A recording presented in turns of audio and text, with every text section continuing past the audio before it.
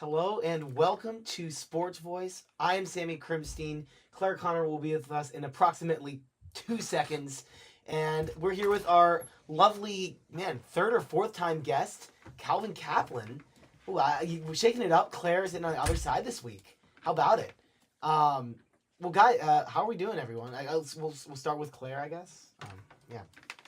Wow, I'm going to turn this mic around. This is a whole new world out here. This is a really crazy setup for me. I know, I've never sat on this side before except as a guest, and so I was in the other room turning the mics on during the intro, but this is going to be a fun new perspective for me tonight, Sammy. I am doing fantastic. I've had a great weekend. I got Shang Noodle on Saturday, which I feel like is just always going to be a highlight. Of course. Blom was totally empty today. I got to use all of the machines I wanted to. So I think it's kind of the nice little things that are keeping me going. Maybe after that Ohio State loss. And hey, Georgia football. We'll get to all of this later, but it's been a good week. Yeah, well, as a Northwestern football fan, definitely have to look for silver linings after Saturday, but I'm doing well as well. Glad to be here, and we've got a really wide-ranging slate, I feel like, to talk about today. I'm looking forward to it. Yeah.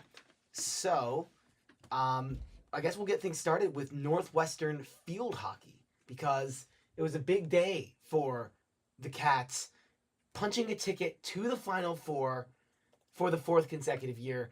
We were talking about, you guys were talking about it on Her Take, but let's get some perspective from you guys. I know, Claire, you were just talking. So, Calvin, what does this win mean for Northwestern? Yeah, I mean, obviously, you heard about it on Her Take just a few minutes ago, but it was very much a close game against UVA, maybe a little closer than Northwestern fans had hoped, but now they've got themselves slotted into the Final Four against UMass, a team that's really played two low-scoring games so far this postseason, this NCAA tournament, and that's really been the Northwestern Wildcats' bread and butter, at least through the majority of this season. They've played a lot of 1-0, 2-1 games where their defense has really held firm outside of that Michigan game and gotten them the win. So I like their chances here. I do like their chances of potentially going for a rematch against North Carolina in that national championship, which is, I'm sure, what field hockey fans are really looking forward to. But at the same time, Northwestern's not looking past UMass by any means. This is a team that just defeated UConn in the first round. That was a big-time upset, and then took down Harvard, who's no slouch either. So I expect a really hard-fought battle. I do think the Cats have the edge in this one, but at the end of the day, they should not be overlooking this matchup by any means. Good points, Calvin. I have to agree. I think that this game, a lot of people are going to say too close for comfort. From my perspective, I think this is just the kind of game that the Cats need going into the rest of this tournament. Looking ahead at UMass, I was explaining this on Her Take. This is definitely a potential trap game for Northwestern. I can see how a lot of Cats fans would be scared. They knocked off number 3 UConn to start the tournament. Also then moved on to upset Harvard in, another sort of close game. And UMass throughout this tournament has tended to sort of stay quiet for the first half of the game and then pull through with sort of late, second quarter or third quarter, fourth quarter scoring. And so I think that should be really scary for the Wildcats, who typically rely on getting an early lead and then maintaining it with solid defense throughout the rest of the game. But the talent differential, as I said earlier, between these two teams is enough that if you're a Wildcat, you should feel confident, but just, maybe also cautious and sort of looking for this team to show its best in the tournament. And you all were alluding to this on Her Take, but Northwestern, a team with all of that talent, but they haven't faced that adversity this year. Really, they had the Michigan game in the Big Ten Championship, and the Michigan game, I guess, in the regular season was also a close one. But a lot of big wins, and a lot of, defensively, games where they were keeping teams to, 0-1 goals, and pretty comfortable wins. So today was different, where they were down. Virginia took a lead. This is not a position that Northwestern was used to being in. And it's good that they were in this position now because they proved that they can do it. They can deal with the adversity.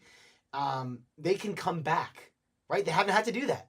And they proved that they could do that. So now with hopefully 2 games to go, Northwestern has to be ready to do that again. UMass, as we're talking about, they can't sleep on them.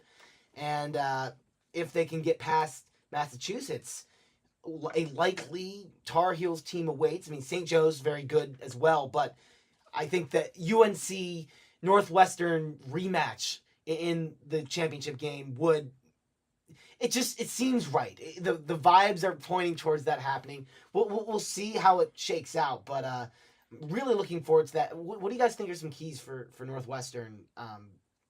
I guess Friday when they're going to take on UMass.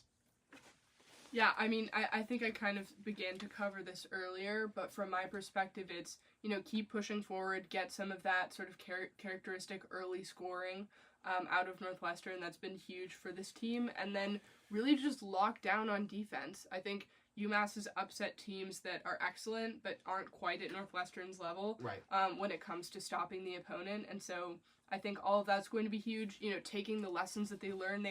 They've won a lot of games this year, and so they haven't really had many opportunities to face adversity or to deal with that. But, take what you learned from that, 0-1 loss to Michigan and just sort of say, we have to get on the board here. I think that there are a lot that the Cats can do, but, it's really going to come down to sort of limiting the momentum of a really hot, fiery UMass team. Yeah, absolutely. I mean, from a UMass perspective, I wouldn't say there's a huge blueprint for beating Northwestern, but if you want to look at the one loss they had this season against Michigan, really sort of a dogfight where Michigan stayed in it throughout that first and second quarter, that first half there, and then kind of capitalized on rare mistakes and was able to get the lone goal that took down Northwestern. So if UMass, especially, that they can be a team that kind of elevates their play in the third quarter and fourth quarter, just keeping this one close early, I think they would be thrilled if this one's tied halfway through. Yes. I think they would be thrilled because not only does that mean they're measuring up talent-wise to a team that's so good in Northwestern, it also means they have a chance to potentially do what they do best and get a go-ahead goal in the second half. And at the end of the day, if it's a shootout, you're not beating Northwestern. Absolutely. Northwestern will outshoot you. The teams that have made it tricky for Northwestern have kept it low scoring. Michigan twice, they beat them in the Big Ten final.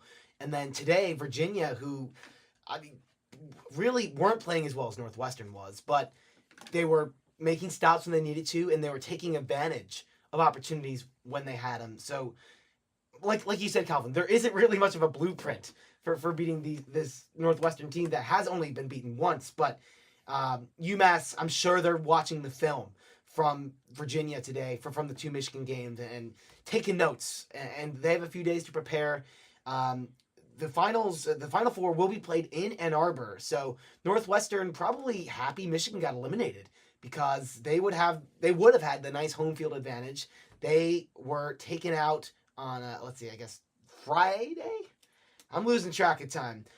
They lost to Virginia, so now time for the Final Four. We will be here with the recap next week. Really looking forward to it. In other Northwestern sports, football. Not as good news, although the first 17 minutes of that game were awesome. Maybe the best 17 minutes of my life. I was there. Calvin, you were also there, right?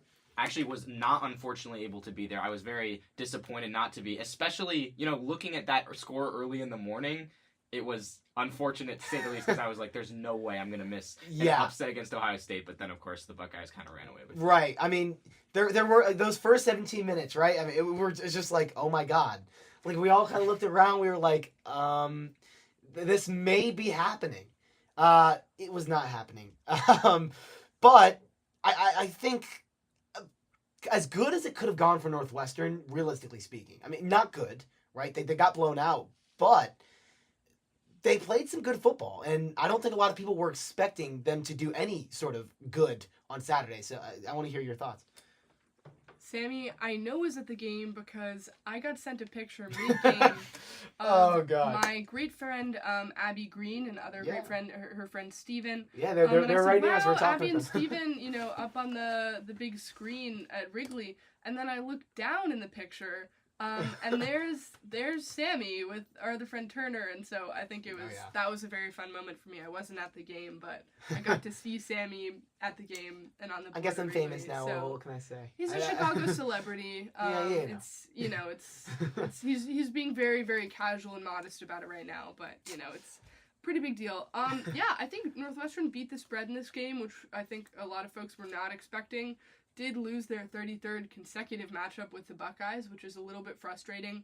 I will say a few other frustrating things here. Ball security for a team that really excelled with that in past years. I think the ways that they're messing up are not ways that Cats fans are used to, and so that can be a little bit frustrating. But Bryce Kurtz had a great game for the Wildcats. Those first 2 drives did look really promising. This is a team that can play great football, at least for a little bit. And so I think some of those issues, when it comes to the O-line struggling or just sort of some missed tackles when the Cats could have had them, there were definitely a lot of moments where Northwestern just got outplayed, and that was completely expected. But there's still a lot of hope here, and you can kind of see Lujan's offense coming together. It feels like from a coaching perspective, we're not seeing some of the mistakes that we saw earlier in the season, and so I had a lot of positive takeaways. Yeah, a lot of positive takeaways, starting with the fact that they did beat the spread. I do think, especially on Northwestern's side, the fact that Bryce Kurtz returned for this one helped out so much. He was their leading receiver, and I do wonder if, given, the comparison between college and the NFL, of course, NFL coaches have to provide those detailed injury reports that college coaches may not. We were hearing earlier in the week that it was pretty unlikely that Bryce Kurtz was going to play. It sounded like, based on the quote from the press conference midweek, that they were hopeful he was going to return at some point this year. That did not sound like he was going to play on Saturday against Ohio State, but he did, and you have to wonder if the Buckeyes were a little bit unprepared for it, especially with what he did at the start of that game. That being said, it helped Northwestern's offense so much to finally have a second option at receiver. You saw Cam Porter get involved, though not as much out of the backfield receiving as against Purdue. He had 3 catches in that one, and Jack Lausch didn't turn the ball over. He held his own, and to be honest, didn't really do a bad job. I mean, some of the inconsistencies are still there, but he did his part. Obviously, there's only so much he can really do against Ohio State, and you can't really say he fulfilled his mission in a loss, but at the same time,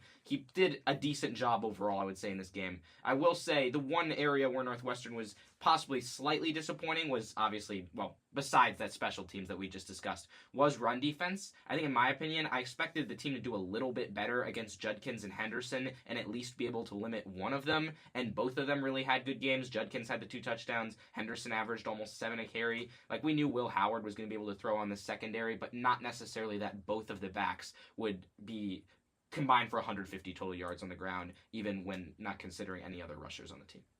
Yeah, and when it comes to stopping the run, I think, scheme-wise, Northwestern wasn't even doing a bad job. Sure. Honestly, a lot of it was missed tackles, and, those guys are just dudes.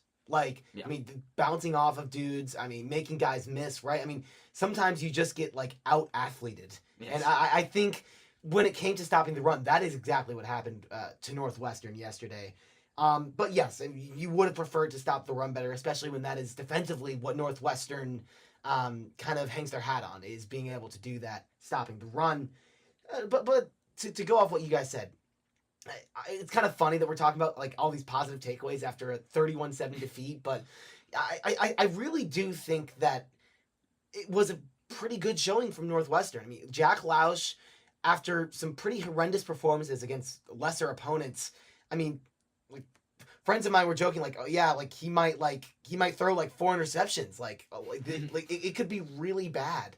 But he didn't have the greatest game ever, right? But he was 60% completion. That's solid. You'll take it. And he didn't turn the ball over. And it wasn't just checkdowns. He had some legit throws. A lot of them in the first half. There were a few though in the fourth quarter that he was zipping in there. Northwestern was kind of just playing with nothing to lose, and I appreciated that. They could have really just played it safe. Oh, we're only doing checkdowns. We're just gonna keep it short passing game. They could have played a scheme where they weren't trusting Lausch. That wouldn't have been a good thing. And I like that Lujan in the offense, they decided to trust him. And yes, you didn't get the result, but honestly, they scored a touchdown, took an early lead. They were knocking on the door of another touchdown and then a turnover.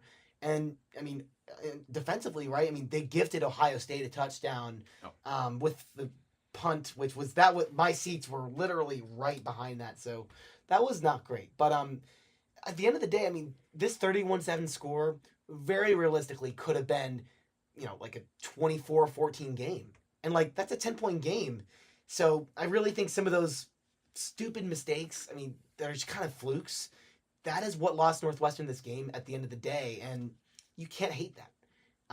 So, like, I honestly, after that performance, I think there is a shot that Northwestern clinches bowl eligibility. Not saying that it's likely, but like Michigan, they've been iffy this year, right? It's going to be in Ann Arbor on Saturday, but I think if Northwestern can stop the run, which is what they hang their hat on, I don't think Michigan is going to do a lot through the air. They haven't all year. That is good for Northwestern. And Illinois, they've been shaky all year, so Northwestern could catch them on an off game. It would be a tall task for them to do this. Yes. But is it possible? Yes. It's also possible that they go 5-7 and get in on the academic progress, whatever stipulation right, exactly. Called, so which wouldn't not really it wouldn't feel feel great. But a bowl game is a bowl game, and this is a great academic school in Northwestern. Yeah. So if they won one of those and got into a bowl game, Cats fans would certainly watch. Yeah. That's for sure. Somehow then, I really feel like that Deering Library Gothics uniforms hype video that they did would have to get some reuse. That was really good. I enjoyed that a lot, actually. That was whoever cooked on that, like they did. If we academics our way to the bowl, like there's so many ideas for this. Like, let's ceremonial coin toss. Like, let's bring in one of our Nobel Prize winning chemistry professors to do something at that game. Maybe Willie the Wildcat takes off his mask and the valedictorian is right there. Like, I think there's a lot you could do if that does end up happening. But I don't know. I may be more pessimistic about Northwestern football's bowl game outlook. I don't know how that away game at Ann Arbor will go. But, moving into maybe some more optimistic territory, men's basketball, a win in overtime against Eastern Illinois, 67-58. I know that sounds iffy to a lot of you because Eastern Illinois, what's up with that? Yeah. Why is the game going into overtime in the first place? And so, I know that post-game presser, a lot of the things that Coach Collins and some of the players were saying about, battling adversity and sort of really making it through that game made you feel like, wait, excuse me, like, replay back to the part where you said adversity? This is Eastern Illinois. This is not Illinois. This is not Purdue. Why is this your adversity game? And to that I would say, remember Chicago State last year? Things can get a lot worse. This is a team that does tend to play down to the level of the competition, and so hopefully they'll shake that out at the beginning of the season when they're missing Brooks Barnheiser. But Jalen Leach, 27 points, really solid performance from him as Eastern Illinois kind of sold out on Nick Martelli. Got to the line 16 times. Yeah. He was at the free throw line basically every play, especially down the stretch, and yeah, that's huge. Yeah, great game for him. Martinelli, limited somehow for the first time this season, which, is to be expected after those first history-making 3 games that he had. Yes, Eastern Illinois isn't good, but, without Brooks Barnheiser, given that Chicago State loss last year and kind of the history of this team in early non-conference games, I feel like there's a lot to be happy about in this performance. So what are some thoughts that we have heading into Montana State or about this game? Yeah, it's so good that Northwestern escaped with the win, particularly regarding their chances with bracketology, because you look at the bracket projections right now, and Dayton's a team that Northwestern could lose to on the road and not really suffer that much, because they're a projected tournament team regardless of whether they win. You lose at home, although they are on the bubble. You lose at home to Eastern Illinois. Exactly, completely different story. At least a quad 3 loss right there. If not, I don't know what maybe would make it qualify for yeah. quad 4. Either way, not good at all for the resume purposes. So Northwestern, so far, they've done what they need to do. They really need Brooks Barnheiser back. That's evident to just avoid these scoring droughts that have plagued them. And also Matthew Nicholson. I think Ty Berry's someone we've seen step up to an extent in his role, but so far hasn't really been the case for Matthew Nicholson. He's got kind of an absurd stat line. He had 28 minutes, no points, 12 rebounds, 4 assists. So he was involved, just not scoring at the rate that was needed. That game was crazy to me because it's like Nicholson is great on the glass, which is what the Cats have been looking for years. This is a team that has struggled with rebounds. So, finally they get that in the picture, but then Nicholson isn't scoring whatsoever, and so that's, I think, a really frustrating stat line for a lot of folks here. Yeah, I think it's a tough game to kind of digest as a fan because, like, on the surface, it's like, oh my goodness, we almost lost to, like, this quad 3, quad 4 maybe team at home. Like, oh God. But I think I'm an optimist, right? Here I go again. I do think that there are positive takeaways, and a lot of it doesn't come from the play. I think there was a lot of sloppiness in this game that Sure. could have been avoided. Turnovers, right? And honestly, just poor shooting, right? Sometimes you're just getting good looks and missing. That was the case Friday night for Northwestern. But I think the culture and the mentality part, that is where the positive takeaways are. And that's what Collins was touching on in the presser, that, look, if you can go out and win a game like this where, like, frankly, they didn't play well, they did play down to the competition, this is an opponent they probably should have beat by, like, 15, 20 points, right? But for them to go out in overtime and win a game like this shows they have winning culture. Because last year, I mean, not to say they didn't have winning culture last year, they did, but, like, they fell to Chicago State. So, like, you can't take any game on the schedule for granted. And to another point, I think it's good that this happened, because some teams just roll through non-conference slate with their eyes closed. They sleepwalk through it, and you get to the conference slate, and it's like, uh-oh, how do we play in overtime? How do we play down the stretch? Like, you don't actually have game reps of running those plays out, because, I mean, these are specific scenarios that you plan for as a coach and as a team. Northwestern has now had in-game opportunity to practice that, see it in action, and yes, it's not ideal that it's to Eastern Illinois, but it puts them in a better position once they, are facing teams like Illinois, Indiana, these Big Ten, a very good conference, right? In games that they're going to want to be close in, they're going to be thankful that they had this experience, because, I mean, Eastern Illinois is a team that was beat by Illinois by 50 points. Indiana beat them by like 40, right? So, and again, that's a bad thing on the surface, but Northwestern now has the reps of having played this close, down the stretch kind of game. That's important, especially given the kind of the status of the Big Ten, where you have such a hodgepodge of teams that aren't really elite. Like, Purdue's not Purdue of last year. You need They're to like win a 4 close or 5 games. seed potentially. Mm-hmm. So there will be a lot of close games. I think almost every game in the conference that Northwestern plays will be pretty close, whether it's against the number 1 team in the conference or the number 16 team in the conference. I think it'll be close regardless, and so that is a very good point. While I wouldn't like it to be against Eastern Illinois, if they're winning close games, more often than they're not, I think they can make the NCAA tournament because of the, kind of just middle of the pack, like bunch of just like a big blob in the Big Ten that you have right now. Well, you two are certainly right about the parity in the Big Ten conference. Maybe moving on to a topic with a little bit less parity. We're moving on to a segment that's going to replace Pick'em today. It is just Calvin with us, and I hate saying just Calvin because Calvin's such a fantastic guest. But given the sort of less competitive, more conversational version of tonight's episode, our special segment will be about the fight. Jake Paul, Mike Tyson, definitely not as equal as what we're anticipating from the leaders in the Big Ten basketball conferences here. That's such a stretch comparison. But I guess, we're kind of just going to yap about this match, and I think it's such an interesting moment, not just for boxing, which I really honestly don't follow, but for sports and for the streaming of sports in general. I think we've reached sort of a new era in which people kind of want sort of designer, social media-oriented matchups that are on Netflix as opposed to, traditional network television. And so to me, it really marks a huge shift in the way that we consume sports. But I'm curious to hear from you guys. I know you both watched. Like, what did you think of the fight itself? What did you think of streaming and some of those other aspects? Like, what are the vibes coming out of this?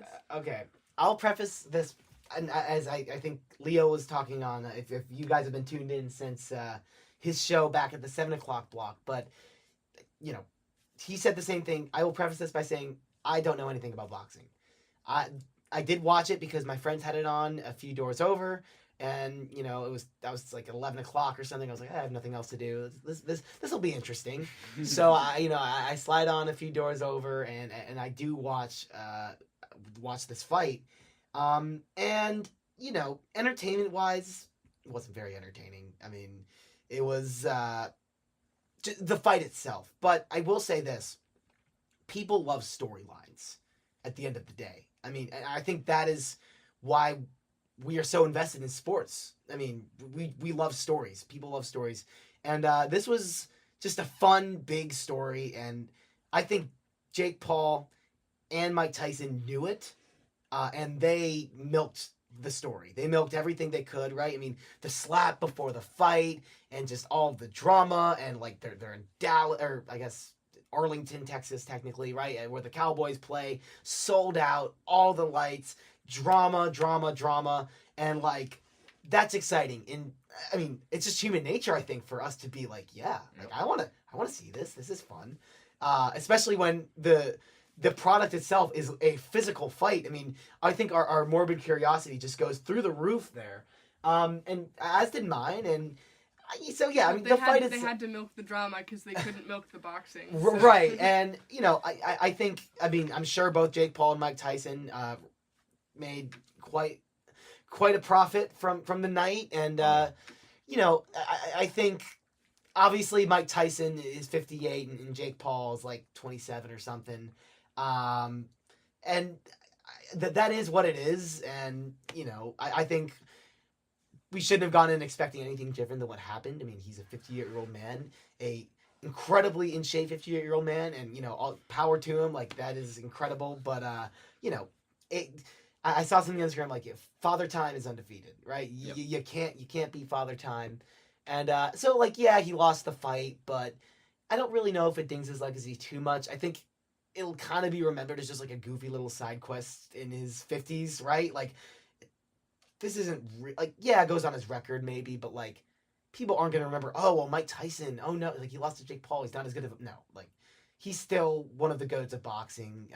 Not again. I don't really follow it, but from my understanding, but yeah, my takeaway is like, it was kind of a fun story. It was a goofy thing, and people eat that kind of stuff up, and I did.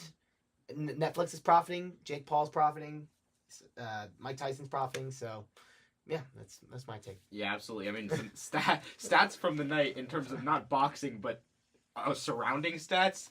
Mike Tyson made $20 million off the fight. Jake Paul said he made double that, or was trying to make double that. And Antonio Brown, who was at the fight, got 6.6 million views on his stream of the video board because Netflix was not working or buffering throughout the entire fight. And so a lot of people were trying to, find alternative ways to watch it. I agree with you, Sammy. I mean, this isn't really no one's going to remember this for Mike Tyson. He's been doing exhibition fights for a while, and although this goes on his record, it really kind of was an exhibition fight. At the same time, it is kind of funny to see Jake Paul's name next to all the other boxers who have beaten Tyson, like Holyfield, you got Buster Douglas, Lennox Lewis, Danny Williams, Kevin McBride, and Jake Paul. The only boxers who've ever defeated Mike Tyson in the ring. I love, like, I was watching, like, the evolution of Jake Paul, and it's just, like, hilarious to me. Because, like, not that long ago, like, 6-7 years ago, like, he was, like, on Disney Channel. He was doing, like, the Disney Channel, like, thing with the wand or whatever. Like, that was who we're talking about. And now he's, like, I mean, that adds to the allure of it. That adds to the story, right? It's like, oh, wow, like, this, one of the best boxers of all time taking on, like, Disney Channel boy. Like, what a dichotomy. But, yeah. I'm Jake Paul, and you're watching boxing. And you're watching, me beat up a 60-year-old. Yeah, basically. No, you're completely right, Sammy. A far cry from Disney Channel. A far cry from channels, period. This, this match on Netflix, obviously we talked about they had major streaming issues, which does not bode well for the football that Netflix has planned later on this year. I think it'll be very interesting to see how that works out. I will say, overall, I do think that this is just kind of a hilarious sort of moment. I think anyone was expecting anything other than what happened, which is Jake Paul, a much younger, more athletic guy who's able to, stay alert for longer, and Mike Tyson, his footwork just kind of plummeting throughout the night as he gets so exhausted because he's literally 50 years old. And so I don't think anyone was surprised about this, but it is just kind of a sort of designer epic moment for people to consume, whether that's on social media or on Netflix, which I think is something that we're increasingly seeing in the sports world. The idea that a YouTube streaming star, battles one of the former boxing greats on Netflix is just kind of too perfect almost for the moment. Mm-hmm. And so obviously those hiccups with Netflix point to the fact that this isn't necessarily a perfect solution for sports, and that we need to maybe be careful about, carrying out some of these changes, but I do think it is sort of an exciting moment. I just would hope that in the future maybe we, prioritize real good sports.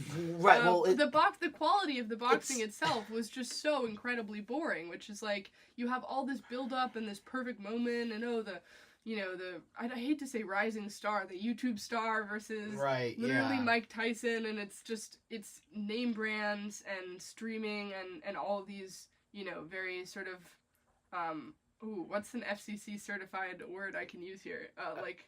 Intriguing. Actually, I don't know, but a very fun moment for a lot of people, and to me, it's just like, could we get maybe not maybe I just don't like boxing. Maybe that's the problem, but. We'll see. I don't know how much boxing I'll be watching in the future based off that, but I'm sure that's probably like the F tier of that's boxing. A horrible example. It's probably not a very good example for me to base off of.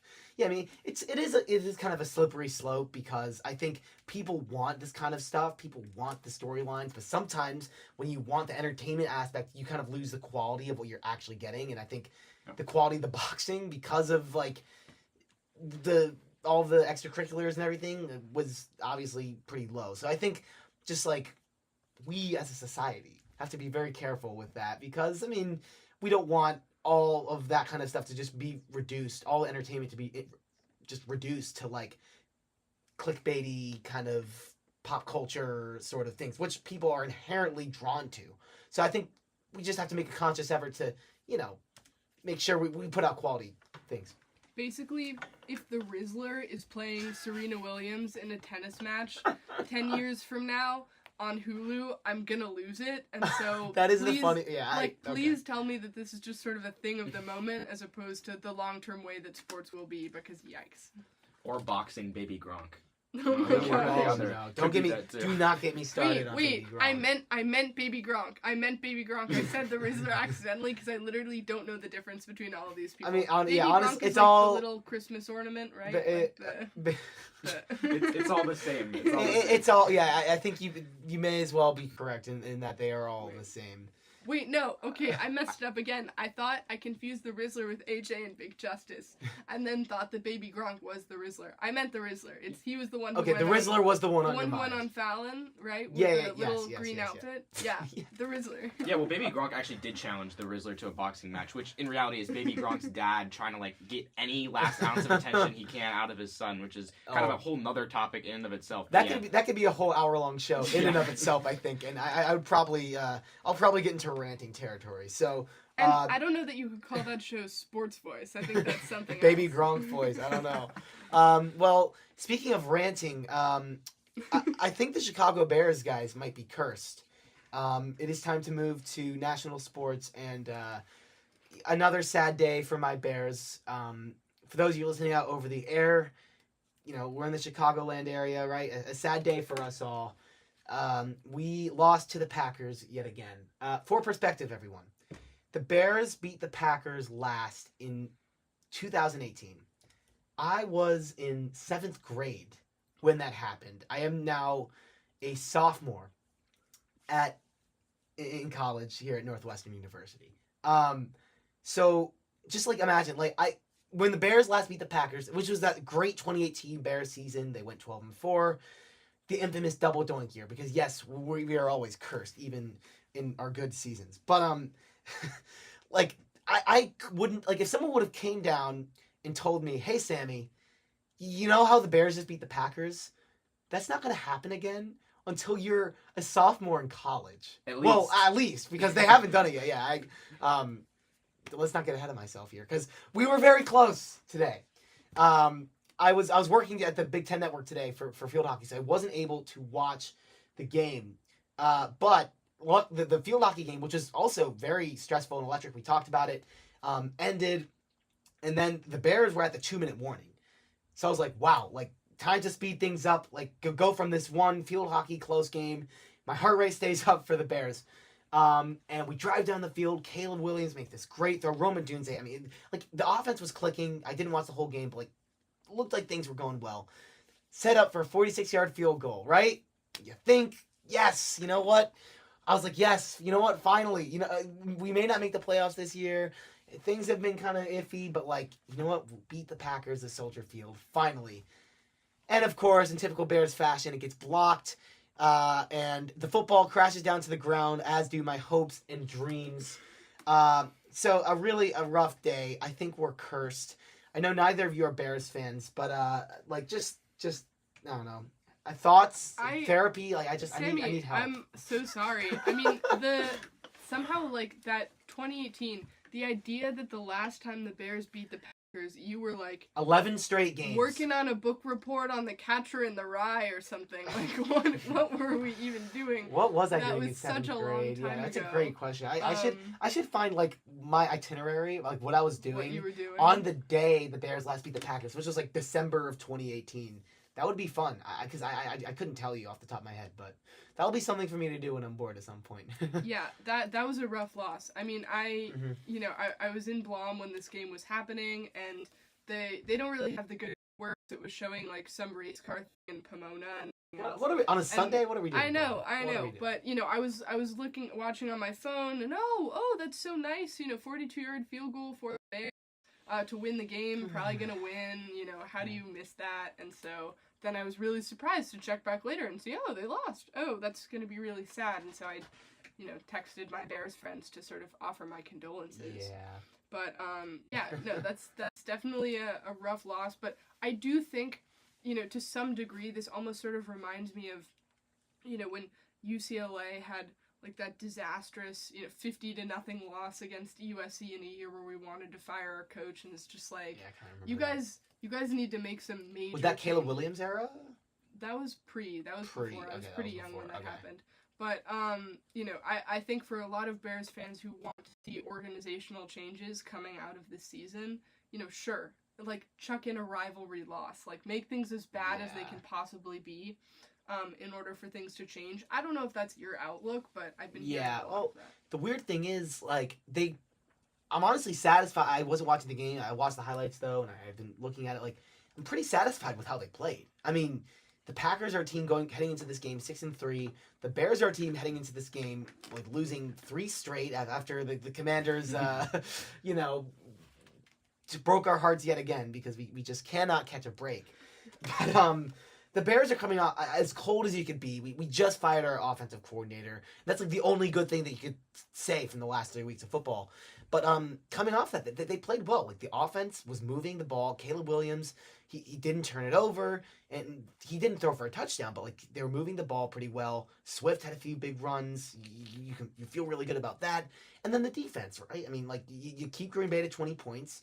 A few key turnovers that really helped swing the momentum in the Bears' favor. Like they're playing how you want them to play, and sometimes the cookies just crumble the other way.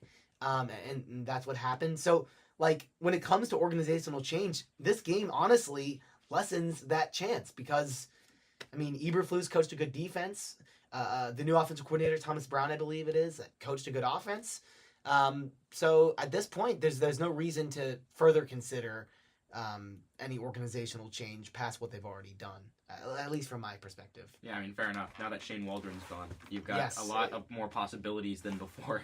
That's for sure. I mean, yeah, that was that. I did not get a chance to watch that game either, but again, yeah, heartbreak for the Bears for sure. And it's tough in this NFC playoff picture where you kind of got 2 division leaders in the South and the West, which I think is the Falcons and. Or actually, it might be the Cardinals and the Falcons and the Cardinals or something along those lines. It's kind of a hodgepodge right now. And then like 3 really good wild card teams in the Packers and the Commanders and the Vikings who are kind of above the rest. So it's going to be tough in terms of that playoff hunt, which might mean long shot for teams like the Bears. Definitely long shot for teams like Dallas. It's really tough, yeah. But yeah, at the same time though, like you said, Sammy, there's still a potential, especially after they won this game, but even though it's a 1-point loss, for there to be success going forward, because they could still finish above 500. I mean, nothing's stopping them from doing that. Things may be stopping them from the playoffs, but as long as they, put up a productive end to the season, especially with Caleb Williams' play, there's hope for the future. You just want to feel good about this season. Yep. You don't want it to feel like a waste. And you want Caleb Williams to be in a spot where you feel like he can still be the guy. And because I don't think it all has to be about developing Caleb. I don't want it to all just be about one guy, right? I want to see them play good football. I don't think that's too much to ask for. And I mean, despite the just brutal loss, I mean, I am happy that they played the Packers close and like they played a good game of football. Some other results today, and I'll just list off a few, and you guys could talk about whatever you think is interesting from today. I mean, Steelers squeaking by the Ravens on 6 field goals. That's fun. Really rough for the Ravens, who just the Steelers have always kind of been in their way for the past few years. Lamar has struggled to beat them. And then I think the biggest headline of the day is the Chiefs losing for the first time. The Bills look really legit. Josh Allen was great. Mahomes, the turnovers have been an issue all year, but finally it kind of catches up to him and the Chiefs. Those are some of the things that I saw today. You guys could talk about those games or like anything else. Yeah, I mean, the Chiefs finally had some close games, but at the end of the day, now they finally go down. And it's really just a thing about what Patrick Mahomes is at this point. And for several seasons in a row, he's really just been a playoff quarterback, which makes sense. I mean, once you have all these Super Bowls and Super Bowl appearances and you've appeared in the AFC Championship game every season of your career, it's kind of just like, all right, let's head through the regular season. Let's win enough games to get a good seed. And then playoff time, that's when we really start like trying and making magic. So obviously Mahomes is trying his hardest now, and the Bills should not be discredited. Josh Allen versus Mahomes is always going to be a close game. This time the Bills got the best of him. But, I mean, yeah, overall, Josh Allen looks legit. I'd love to see another Chiefs-Bills matchup in the playoffs. Maybe not in the AFC Championships so that we can get some variety, but at the same time, should be really fun to see these teams going forward, and the Bills have got a lot of potential. I'll also say, though, I mean, when you look at rookie quarterbacks, we've talked a lot about Caleb Williams. I know I've talked about Jaden Daniels on this show. I think someone who has played better than any of them over the last 4 weeks in particular has been Bo Nix. They played good today. Fantastic. 28 for 33, 307 yards, 4 touchdowns, no picks against the Falcons, and they blew them out. So I don't know if Sean Payton is just like reworked some magic because he really couldn't do anything with Russell Wilson compared to what the Steelers are doing, but now suddenly with the Bo Nix against the Falcons, like he's just gone crazy. And obviously when you talk about someone like Jaden Daniels, he's been a little bit off. You could say primarily because that rib injury has kind of thrown him off the last few weeks. He hasn't really looked as comfortable. Obviously, the offense has kind of stalled out, and Cliff Kingsbury maybe hasn't been doing as good of a job for the Commanders calling plays, especially, which that's actually an issue in its own. I don't know why the Commanders were acting like the game was over when they were down 16 with 4.5 minutes left, throwing little checkdowns and screens and letting the whole clock run out. A nice little, like, clock-chewing drive when they needed to come back against the Eagles. But at the same time, I mean, that does not take away from the success that Bo Nix is having. Yeah. And so this could really be a just quarterback rookie class. Could be really, really good just overall in general. On the topic of quarterbacks, really quickly before I move us on to college football, because I know we have to get there with time left for our draft at the very end of the night. But Josh Allen is on my fantasy team. This has been awesome, 24 points tonight. But I just have to tell Sammy that I'm beating Joseph so much. Oh, well, is that his Da Bears team? I'm beating Da Bears. Vintage Charbonnet is beating Da Bears, projected to be 174.2 against 110.2. And so just a little bit of he put up 110 with the Bears. Put up 110 with the Bears. I don't know. That is, you know what? Go Bears, man. He's projected. Go Bears. We have to see. But the number of Bears on this team, I think, is slowly dwindling. Oh, no. And so we'll have to see. But just a little bit of a fantasy update for you. Wow, it's 170. How about give it up for Claire, man? 170. Thank you. Yeah, very proud of my fantasy football performance this year. In that league. We are not going to talk about my other leagues. We don't need to talk about those leagues. Those leagues don't really exist in my heart. And so we're left with that sophomore Cats league. But moving us on to college football, so much going on here. I have to start us off with the SEC. Georgia, a massive win against Tennessee. Carson Beck's best game after, facing a lot of adversity and doubt this season. 25 of 40 for 347 yards, 2 touchdowns, 0 interceptions. Finally, a fantastic game from Georgia's offensive line. But this leaves the SEC in a really interesting place, which is that UT and Texas A&M are tied for the top spot in the conference. And then you have Georgia, Bama, Tennessee, and Ole Miss, all tied up right behind them. And so, especially given this expanded college football playoff that we're seeing this year, a lot of Big Ten teams arguing for why, it feels like we're falling into almost, as predicted, the same trap that we had with the 4-team playoffs. It's inevitable. Now just more. There are more conferences saying our conference, has played the most difficult, rigorous football. We should be prioritized, and it's sort of a battle there. But, when we're thinking about reaching playoff berth, what does that look like for all of these teams sort of tied for second in the SEC? Yeah, I mean, it looks like at least one of them is going to have to be left out, barring, though, a possibility that Army defeats Notre Dame when they face off, which is going to be tough because Navy already lost big. Notre Dame's been looking... I mean, they had the one fluke, but, other than that, they've been... Yeah, I've liked Notre Dame. The problem is, I feel like to get an Army upset, you kind of have to have a team that's just not prepared for the triple option, and Notre Dame's already faced it this year. So the fact that they already faced Navy, know what they're getting, and Army's offense is pretty much the exact same, except maybe slightly better, is just concerning.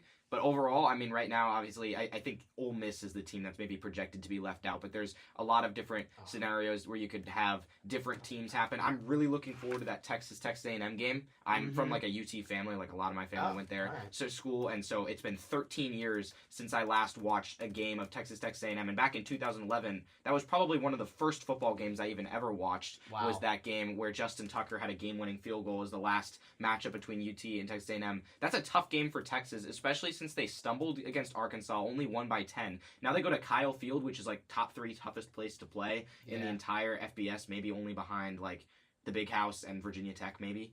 I would say outside of that, you got Kyle Field. But at the same time, that matchup, really looking forward to it in terms of SEC standings. And it's interesting how this top 5 conference thing is shaken out, because you could really see only 2 conference champions that are super strong. Because I think the SEC is going to produce one. I think the Big Ten is going to produce one. But Big 12, ACC, and Boise State, obviously, as long as they win their conference, is not as impenetrable. Although I think the Broncos could have a chance to get a first-round upset given how they played Oregon. It's interesting now with this conference realignment how you don't really have...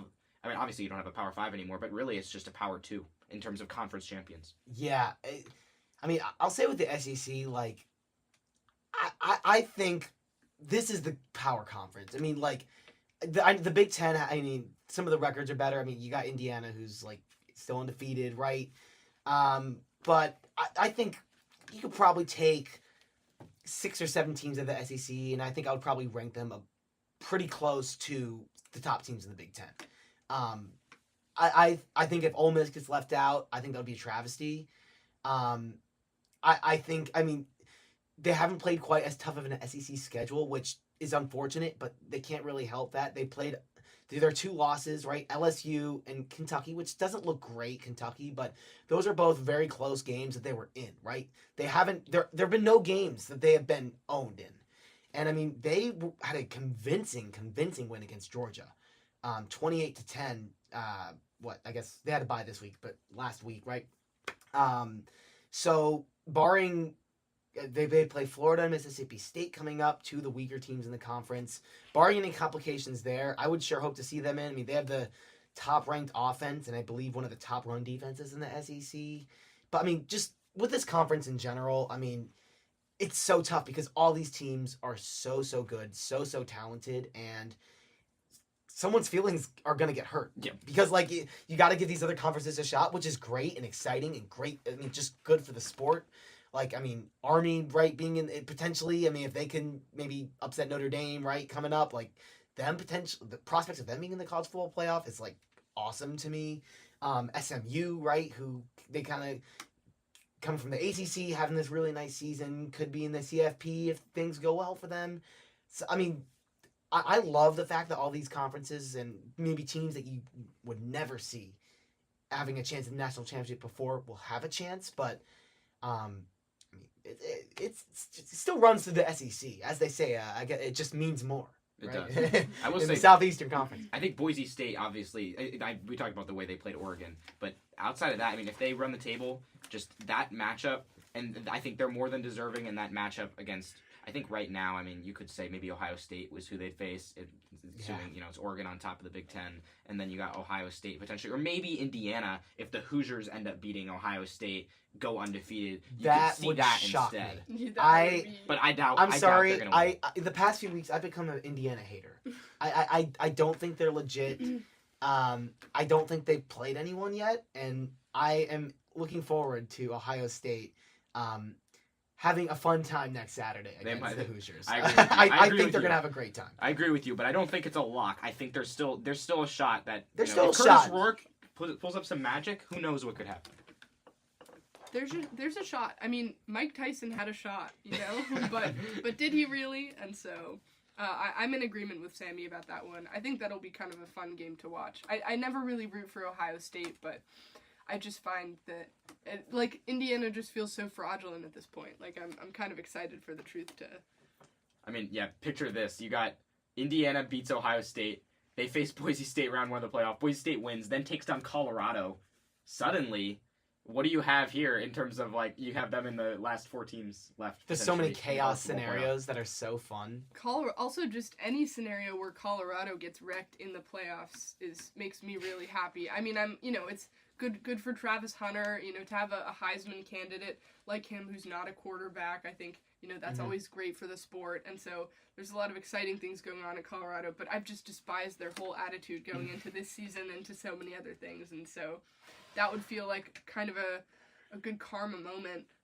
But, taking us into our final segment of the night, normally we have either a draft segment where we have our guests draft different teams of something often not sports related, or a sports debate segment where people sort of argue about things. Today we're going to kind of combine those in our last 5 minutes, which, yay timing. Maybe we'll just end up doing a draft. But we're each going to draft a team of Thanksgiving things. That's super general. It can be foods, it can be traditions, just things about Thanksgiving. Each of us will draft. We'll have 3 things each. And then we can just kind of maybe talk about those teams, or hopefully there's sort of a unanimous winner or best team, and you can get creative here. All right. But we'll start with Sammy. We'll start with my co-host. All right. I mean, I will say, Claire, and I'm sure you feel the same way, getting to be on the other side of the draft is kind of fun. Because we usually don't get to partake in the festivities. So I'm looking forward to this. I think, I got to go with home. I think the first, as the number 1 overall pick. I'll preface that by saying I love it here. I love Northwestern. But, there's something to be said about just kind of getting to get away for a little bit, getting to breathe, getting to see the parents. I know they're tuning in. Hi, guys. But, just getting to see the fam and just relax for a little bit, kind of getting to be in a familiar place, right? It's definitely nice. It's a good feeling, so... that's my number 1 overall pick. Got to go with that. I mean, that's a pretty good pick. I would feel the same way. I think especially after, I'm a freshman, going home for Thanksgiving for the first time. And that was a weird one. That was surreal. Because that's the first time you're going back home. Yeah, it college. Is. And so I feel like that might even give me, more of an appreciation for what you're saying in terms of, you kind of realize how much you miss it once you come back for the first time. Oh, yeah. For me, though, I mean, this is Sports Voice. I'll take football. I think not only has it been fun, because the Commanders, at least a few years ago, had a really fun Thanksgiving game where they kind of blew out the Cowboys. It was a 3-touchdown game for Antonio Gibson, and in a time where there just wasn't much happiness for Commanders fans, that was pretty great. It's not always been that great on Thanksgiving, though, for Washington, but just in general, whatever's going on, I love watching football, following fantasy, kind of, finding time to check my phone for fantasy scores. Even watching the Lions lose is great. Yeah, I mean, although that might not be the case this year, I think they play the Bears. That's true. Yeah, so I'm maybe not looking as forward to football this Thanksgiving, but I mean, maybe Dallas will lose big on Thanksgiving though, because they've been really, really struggling. I actually have to see who they're gonna face this time. The Giants, right? The Giants. Okay, yeah. Who knows? I mean, they'll have a good chance to win that one, unfortunately. But you never know with Dallas this season. But yeah, I'm gonna go with football. Okay, these are 2 great answers. These would have been totally at the top of my list, especially home. Very excited to go home. I don't think I can say food. I feel like that's too generic because there are so many Thanksgiving foods. You got to be specific with that. Food. That takes away too much from the draft. I'm going to go super specific and say that there's a specific bite of food that I'm really excited for, which is a combination of turkey, stuffing, and cranberry sauce all together in one bite. That's a good combo. Those are sort of the foods eaten together that I am most excited for. So I guess we're doing snake. Oh, it's a snake draft. I was about to be like, and now it's someone else's turn, but it actually is still my turn, which means I need to think of something. Thanksgiving. I am actually going to say that Thanksgiving, one of the best things about it is it's the start of holiday season. Right around Thanksgiving, you get your Christmas music, you get your chestnuts roasting on an open fire, and sort of all of the vibes with that. If you're coming back to campus, you're coming back to back to the winter market in Chicago and to ice skating at Wrigley and the Nutcracker and all of these really wonderful things about holiday season. And so I think that's one of the best parts of Thanksgiving. Yeah, absolutely. That's both two great picks as well there. I think for me, I have two in mind, so I'll hope the other one gets back to me. But I'm going to go with mashed potatoes. I think I don't want to... I really, it's kind of a debate for me of what is my favorite Thanksgiving food, but since, kind of stuffing was already mentioned, I will go with mashed potatoes in that case. I just love, especially just mashed potatoes with butter, just classic, soft, and just taste fantastic. I mean, you really can't beat it. I will consume exorbitant amounts of mashed potatoes, I'm sure, on Thanksgiving, which also happens to be my birthday this year, which happens sometimes. Birthday. Well, that's exciting. Thank you. I mean, yeah, no. That could have been one of your options. Being older. That's a good one. I should have just, actually, maybe I'll just take that with my next pick. But, I mean, at that point, that happens once, just whenever Thursday is the 28th. But mashed potatoes for me, I mean, always kind of just a classic for Thanksgiving food. I'll go with that. Okay. I am going to go, so I guess I have two picks. So I'm going to go with chocolate pie, which I feel like isn't as common generally. I don't know. We do it every year, my family, and it is always the best part of Thanksgiving. The chocolate pie, the whipped cream, right, that they must have on top. Like, just thinking about it, like, we got like a week and a half to go. Oh my goodness. Very, very excited for the chocolate pie. Not too many words to describe it. And what was my other one gonna be? This is kind of just a random one, but like I think waking up on Thanksgiving is fun. It's just you could say this with a lot of holidays, but like I feel like it just feels different. You get out of bed and like the parade is on and you're in your PJs, just like chilling on the couch. I mean, it's just you're kind of relaxing. Like it's a little cold outside. You can kind of even feel that when you're inside. Although maybe not in California. I don't know. Maybe that might be an us thing over on the East Coast. But I waking up on Thanksgiving is always fun. That's for sure. I mean, looking forward to a great day ahead. That's just kind of the general vibe there. I think I'm not going to take my birthday because that's not every year. So I'll go with something that is every year. I think for me, I'm usually with family. Like I'm usually with my cousins. And so I'd say like playing pickup sports outside, which is kind of something we've done last few years. But it's either just throwing a football around or even playing like pickup basketball. Because when we go to my cousin's house, they have a hoop outside. And so we just play some basketball. Just like, looking forward to like Thanksgiving dinner and kind of just like that between vibe of just like being over there, hanging out with family and just playing basketball, shooting hoops. I mean, it's really, so it's a specific tradition to, I guess, my family, what we've done before, but I very much enjoy it. So that'll be if we're going 3 rounds, I guess that's my last pick. Yeah. There's so much for me to work with here for the final pick of this draft. I mean, there's the Back Home Ballers SNL sketch, there's Black Friday, there's a ton of great stuff going on.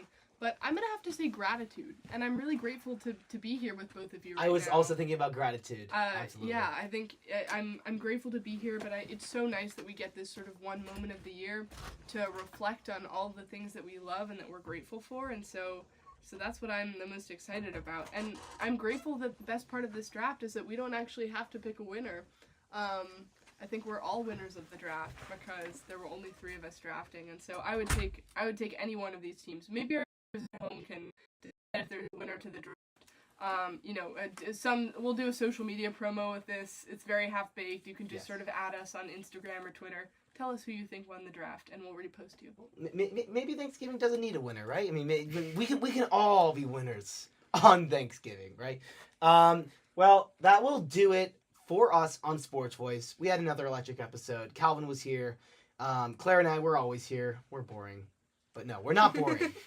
Trust. No, we had a great time. We should be back next week, I believe. And probably we'll figure out the timing next week for sure. And then after that, we will see in terms of winter break, Thanksgiving, of course, coming up. But yeah, thank you guys for tuning in here on 89.3 WNUR. And I hope you guys have a great night.